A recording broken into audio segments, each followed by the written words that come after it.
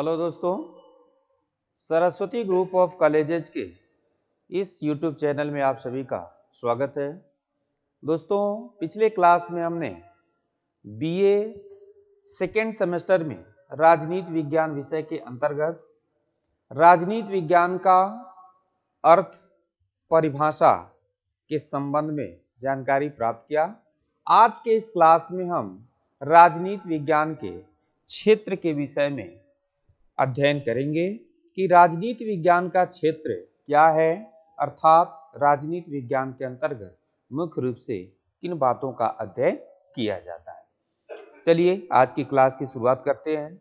राजनीति के अध्ययन का क्षेत्र बहुत व्यापक है और इसका निर्धारण भी बहुत कठिन है, क्योंकि व्यक्ति और जो समाज है ऐसा ही कोई पक्ष होगा जो राजनीति की इकाई से न जुड़ा हो। अर्थात कहने का तात्पर्य यह है कि मानव जीवन की समस्त इकाइयां, समस्त पक्ष इस राजनीति विज्ञान से जुड़ी हुई हैं। इस प्रकार से राजनीति विज्ञान की परिभाषा की भांति ही राजनीति विज्ञान के क्षेत्र के संदर्भ में भी मूलतः दो प्रकार के दृष्टिकोण पाए जाते हैं। पिछले क्लास में हमने बताया था कि राजनीति विज्ञान की जो परिभाषा है उसमें भी विद्वानों में मतभेद है। कुछ विद्वानों का मानना है कि राजनीति विज्ञान सिर्फ और सिर्फ राज्य का अध्ययन है, कुछ का मानना है कि राजनीति विज्ञान सिर्फ और सिर्फ सरकार का अध्ययन है, और कुछ का मानना है कि राजनीति विज्ञान राज्य और सरकार दोनों का अध्ययन करता है। उसी प्रकार से राजनीति विज्ञान की क्षेत्र के संबंध में भी दो प्रकार की धारणाएं या दृष्टिकोण कह सकते हैं कि पाया जाता है। पहला है परंपरागत दृष्टिकोण और दूसरा है आधुनिक या व्यवहारवादी दृष्टिकोण। तो चलते देखते हैं एक एक को कि परंपरागत दृष्टिकोण क्या है और आधुनिक या व्यवहारवादी दृष्टिकोण क्या है।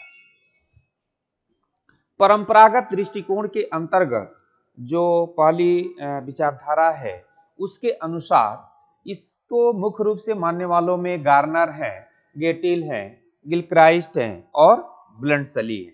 इन लोगों का ये मानना है कि जो राजनीति विज्ञान का क्षेत्र है वह मुख्य रूप से परंपरागत दृष्टिकोण के अंतर्गत आता है और इस दृष्टिकोण को सम्मिलित किया जा सकता है। ये सभी विद्वान राजनीति विज्ञान के क्षेत्र के अंतर्गत मुख्य रूप से राज्य, सरकार तथा इसी प्रकार की अन्य राजनीतिक संस्थाओं के औपचारिक अध्ययन को रखते हैं।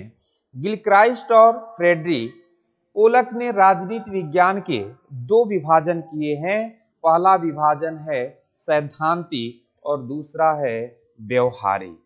इसमें गिलक्राइस्ट महोदय के द्वारा अपना विचार व्यक्त किया गया है और कहा गया है कि सैद्धांतिक राजनीति के अंतर्गत राज्य की आधारभूत समस्याओं का अध्ययन किया जाता है। इसके अंतर्गत इस बात का अध्ययन सम्मिलित नहीं है कि कोई राज्य अपने लक्ष्यों की प्राप्ति के लिए किन साधनों का प्रयोग करता है। तो इस तरह से यह परंपरागत दृष्टिकोण के अंतर्गत गिलक्राइस्ट महोदय का ये विचार था। इसके बाद से दूसरी विचारधारा या दूसरी दृष्टिकोण है आधुनिक या व्यवहारवादी या व्यवहारिक दृष्टिकोण। इस व्यवहारिक राजनीति के अंतर्गत सरकार के वास्तविक कार्य संचालन तथा राजनीतिक जीवन की विभिन्न संस्थाओं का अध्ययन किया जाता है। सर फ्रेडरिक पोलक के द्वारा कहा गया है कि सैद्धांतिक राजनीति के अंतर्गत राज्य सरकार, विधि निर्माण, राज्य का अध्ययन किया जाता है, जबकि व्यवहारिक राजनीति के अंतर्गत सरकारों के विभिन्न रूप अथवा प्रकार, सरकारों के संचालन तथा प्रशासन, कूटनीति, युद्ध, शांति, अंतरराष्ट्रीय व्यवहार एवं समस्याओं आदि का अध्ययन किया जाता है। तो यहां से आप देख सकते हैं कि परंपरागत दृष्टिकोण के अनुसार कुछ ही बिंदुओं पर अध्ययन की बात कही गई है, जबकि आधुनिक या व्यवहारवादी राजनीतिक दृष्टिकोण के अंतर्गत इन में सभी के सभी विषय समाहित हो जाते हैं, जिसका अध्ययन हम राजनीति विज्ञान के क्षेत्र के अंतर्गत करते हैं। फिर से मैं आपको बता दूं, यानी कि आधुनिक या व्यवहारवादी दृष्टिकोण के अनुसार इसमें विभिन्न प्रकार के सरकारों के संचालन के साथ साथ प्रशासन, कूटनीति, युद्ध, शांति, अंतर्राष्ट्रीय व्यवहार, समस्याओं, इन सभी चीजों का अध्ययन इस आधुनिक या व्यवहारवादी दृष्टिकोण के अंतर्गत किया जाता है। इसके बाद से हम देखते हैं कि राजनीति विज्ञान के विषय क्षेत्र के अध्ययन में मुख्य रूप से किन बातों का अध्ययन किया जाता है। तो राजनीति विज्ञान के विषय क्षेत्र के अध्ययन में निम्नलिखित अध्ययन सम्मिलित किए गए हैं, जिसमें से पहला है मनुष्य का अध्ययन। पहला क्या है? मनुष्य का अध्ययन इसमें किया जाता है। कहने का तात्पर्य है कि राजनीति विज्ञान मूलतः मनुष्य के अध्ययन से ही संबंधित है। मनुष्य चूंकि एक सामाजिक प्राणी है और वह राज्य से कभी भी वंचित नहीं रह सकता है, अलग नहीं रह सकता है। इसी कारण अरस्तु की यह मान्यता है कि राज्य या समाज में ही रह करके मनुष्य आत्मनिर्भर हो सकता है। मनुष्य राज्य की गतिशीलता का आधार है। राज्य की समस्त गतिविधियां मनुष्य के इर्द गिर्द केंद्रित होती हैं। इसलिए इस राजनीति विज्ञान के क्षेत्र के अंतर्गत मनुष्य का अध्ययन इंपॉर्टेंट हो जाता है, महत्वपूर्ण हो जाता है। इसके बाद से दूसरा क्षेत्र है राज्य के अतीत, वर्तमान तथा भविष्य का अध्ययन। अर्थात राजनीति विज्ञान के अंतर्गत राज्य के अतीत का, वर्तमान का और भविष्य, इन तीनों बातों का अध्ययन किया जाता है। सरकार इसको मूर्त रूप देती है। इसके साथ साथ राज्य की आवश्यकता इसलिए है क्योंकि इसके माध्यम से ही जीवन की आवश्यकता की पूर्ति होती है। परंतु राजनीतिक जीवन का उद्देश्य मात्र दैनिक जीवन की आवश्यकता की पूर्ति नहीं है। जैसा कि अरस्तु ने लिखा है कि राज्य का जन्म दैनिक जीवन की आवश्यकता की पूर्ति के लिए होता है, परंतु इसका अस्तित्व एक अच्छे जीवन के लिए कायम रहता है। इस रूप में राज्य मानव के लिए बिल्कुल आवश्यक संस्था है। और राजनीति विज्ञान के क्षेत्र का वर्णन करते हुए गैटिल महोदय ने भी लिखा है कि राजनीति विज्ञान राज्य के भूतकालीन स्वरूप की ऐतिहासिक अन्वेषण, वर्तमान स्वरूप की विश्लेषण, व्याख्या तथा उसके आदर्श स्वरूप की राजनीतिक विवेचना है। तो इस प्रकार से हम कह सकते हैं कि राजनीति विज्ञान में सर्वप्रथम राज्य के अतीत का अध्ययन किया जाता है कि हमारा राज्य पहले कैसा था। इसमें हमें राज्य एवं उसकी विभिन्न संस्थाओं के वर्तमान स्वरूप को समझने तथा भविष्य में उसके सुधार एवं विकास का आधार निर्मित कर सकने में सहायता मिलती है। तो इस तरह से राजनीति विज्ञान के अंतर्गत इन तीनों बातों का अध्ययन जरूरी है कि हमारा राज्य पहले कैसा था, वर्तमान में क्या है और भविष्य में कैसा हो सकता है। इन तीनों बातों का अध्ययन अति आवश्यक हो जाता है।